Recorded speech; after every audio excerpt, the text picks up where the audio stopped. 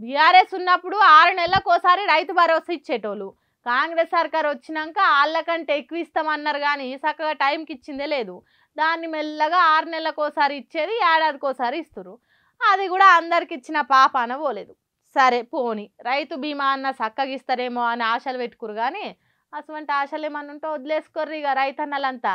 ఎందుకంటారా, జరుగుతున్నాయి చూస్తుంటే నిజ నిజాలు తెలుస్తున్నాయి. మరి మీకు ఈ సంగతి తెలుసా? కాంగ్రెస్ సర్కార్ రైతులకు రైతు బీమా ముచ్చట్ల మళ్ళా మొండిషేయ చూపెట్టబోతుంది. ఎందుకో వివరంగా చెప్తాం, శవన పెట్టినుండ్రి. గత బీఆర్ఎస్ సర్కార్ ఉన్నప్పుడు ఏ రైతన్న కన్నా గుంట భూమి ఉండి కొన్ని కారణాల వల్ల చచ్చిపోయినా, అంటే పొలం పని చేసేటప్పుడు కుప్పగూలిన, మోటార్ వేస్తుంటే కరెంట్ షాక్ కొట్టిన, ఎండ దెబ్బ దాకి కళ్ళు మూసిన, షేన్ కాడ ఏ గడ్డో గరకనో కోసేటప్పుడు, లేకుంటే వరం మీద నడుచుకుంటూ పోయేటప్పుడు పాము గరిచిన, పెట్టిన పెట్టుబడి వెళ్ళాక ఉరి పెట్టుకున్న, పురుగుల మందు తాగిన, ఇట్లా ఏ కారణంతోనైనా రైతు జాగా ఆయన పేరు మీదనే ఉండి జీవిడిస్తే మాత్రం ఆ కుటుంబం రోడ్డు మీద పడుతుంది, అనాథలవుతారు, ఇంకెక్కువ అప్పుల పాలవుతారని రైతు చచ్చిపోయిన 10 రోజులకే రైతు బీమా వేసిర్రు కేసీఆర్ సర్కారు ఉన్నప్పుడు. ఆ రైతు బీమా చచ్చిపోయిన రైతింటోళ్లకు చాలా ఆసరయ్యేది. చాలా మటుకు అప్పులు కూడా తీర్చుకుర్రు. అట్లా రైతులు ఉన్నట్టుండి జీవిడిస్తే ఆ ఇంటోళ్ళు రోడ్డు మీద వాడే గతి రాకుండా రైతు బీమా ఆలోచన చేసి మస్తు ఆదుకుండా అప్పట్లో కేసీఆర్. ఎలక్షన్ల ముంగట కాంగ్రెస్ సర్కార్ మేము కేసీఆర్ కంటే ఎక్కువనే ఇస్తామని ఆశలు చూపెట్టి అధికారంలోకి రాగానే రైతు భరోసాకే దిక్కులేదు, ఇంకా రైతు బీమా ఊసే అస్సలే ఎత్తుతలేరు. ఇప్పుడు ఇక సర్కార్ చేస్తున్న పనులు చూస్తే రైతు బీమా మీద ఆశలు మొత్తానికి వదులుకోవాల్సిందే అని తెలుస్తుంది కొన్ని నిజాలు బయటపడ్డాక. సర్కార్ రైతుల కోసం రైతు బీమా పథకం గురించి ఓ ఇన్సూరెన్స్ కంపెనీతోని టైఅప్ అయింది. ఆ ఇన్సూరెన్స్ కంపెనీ వాళ్ళకు ప్రీమియం కడితేనే కదా వాళ్ళు రైతులకు పైసలు ఇచ్చేది. కానీ మన సక్కదనాల సర్కారు గత 3 నెలల సంది వాళ్ళకు ప్రీమియమే కడతలేదట. ఇక పైసలు కట్టకపోతే సర్కార్ అయితే ఏంది, పిఎం అయితే ఏంది, ఎవరు ఇయ్యరు కదా.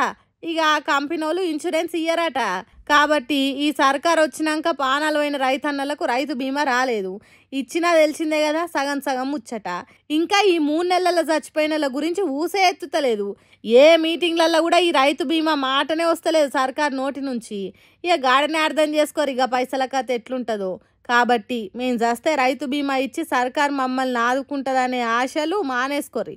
కాదు మొత్తంకే జాలిచ్చుకోర్రి. ఇక మీకే అందిన కాడికి 500 1000 కట్టుకుంటా వేరే ఇన్సూరెన్స్లు కట్టుకోరు తప్పితే సర్కార్ రైతు బీమా పైసలు రామ్ అన్న ముచ్చట యాది పెట్టుకోరని మాట్లాడుతుర్రు. నిత్య పాలిటిక్స్ బాగా ఫాలో అయ్యి సర్కార్ పథకాలు రాక పిట్టెకు పెట్టినట్టు ఎదురు చూస్తున్నా ఇప్పటిదాకా నష్టపరిహారం రాని రైతన్నలు. మరి సర్కార్ ఓసారికి రైతు బీమా మీద నజరేస్తే బాగుండని అనుకుంటుర్రట రచ్చబండ మీద ముచ్చట్లు పెట్టే పెద్ద మనుషులు. ఒకప్పుడు రాజు బతికుండగానే వాళ్ళ కొడుకును రాజు చేసేటోడు. ఒకవేళ ఏదన్నా అయ్యి ఉన్నట్టుండి రాజు కాలం చేస్తే ఆటోమేటిక్గా కొడుకే రాజు అవుతాడు. అట్లా కాలం గడుస్తున్న కొద్ది రోజులు మారుతూనే ఉంటారు. కానీ ఆంధ్రాలో మాత్రం ఏళ్ళ సంధి ఒక్కడే సీఎంగా కొనసాగుతున్నాడట. మరి ఎప్పటికీ నువ్వే ఉంటావా? నీ కొడుకు చేతికి వచ్చిండు కదా, ఆయన సీఎం చేయవా అని అడుగుతుండే అసదుద్దీన్ సారు. మరి ఉన్నట్టుండి సార్కు ఈ ఆలోచన ఎందుకు వచ్చిందో అడుగుదాం పారి సార్నే. बाबू नायडू से कह रहा हूं कि आपने अपने से ज्यादा नुकसान, अपनी पार्टी से ज्यादा नुकसान आपने अपने बेटे लोकेश का मुस्तकबिल उसको खत्म कर दिया आपने. ఓ అమ్మనే, అసదుద్దీన్ సార్ ఎంత కోపంతో నోరుతున్నాడు కదా.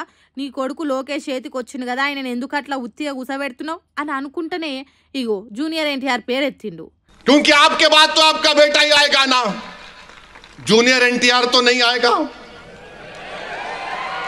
अब्बा इतना पॉपुलर है उन्हें, मेरे को नहीं मालूम. आता क्या उन्हें, आता क्या? అయ్యడా అసదుద్దీన్ సారు, మీరు నిజాలు అట్లా బయటికి చెప్తే ఎట్లా? నువ్వు ఎట్లనో జూనియర్ ఎన్టీఆర్ను సీఎం చేయవు కానీ నీ కొడుకును సీఎం చేయొచ్చు కదా అని బాగా చెప్తా నిజాలు బయటికే ఇడిచిండు.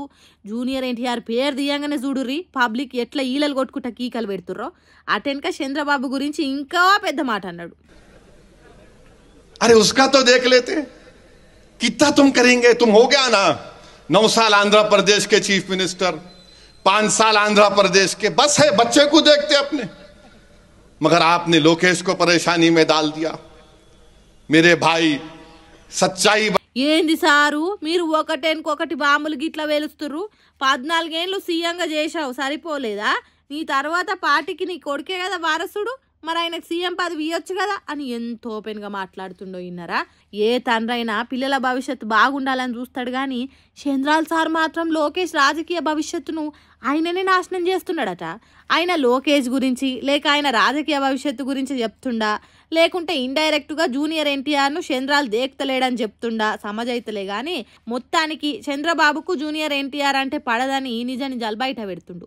నిజంగానే ఒకవేళ అవకాశం వస్తే తారక్ను సీఎం చేస్తాడంటారా అనే ఆలోచన కూడా ఫ్యాన్స్కు రాకుట చంద్రబాబు ఆయన అంచుకు కూడా రానియడు అని ఓపెన్గా చెప్పిండు. మరి చూసినాక తారక్ ఫ్యాన్స్ ఎట్లా రియాక్ట్ అవుతారు? పోనీ రాజకీయాలకు వచ్చే ఆలోచన నిజంగానే తారక్ ఉండి చంద్రబాబు రాణిస్తలేడా? దీని మీద అటు చంద్రాలు ఇటు తారక్ ఏమన్నా బయటకు వచ్చి మాట్లాడతారా? ఇవన్నీ కాదు, అసలు ఈ అసదుద్దీన్ మాటలే లెక్క చేయకుండా గంజల ఈగం తీసేసినట్టు చేసేస్తారా తెలియదు కానీ దీని మీద మాత్రం ఎన్టీఆర్ ఫ్యాన్స్కు చంద్రబాబుకు మధ్య అగ్గి రాసుకున్నట్టే కొడుతుంది. మరి ఈ మాటలు ఎంత దాకా పోతాయో ఏం పాడో పోన్రి.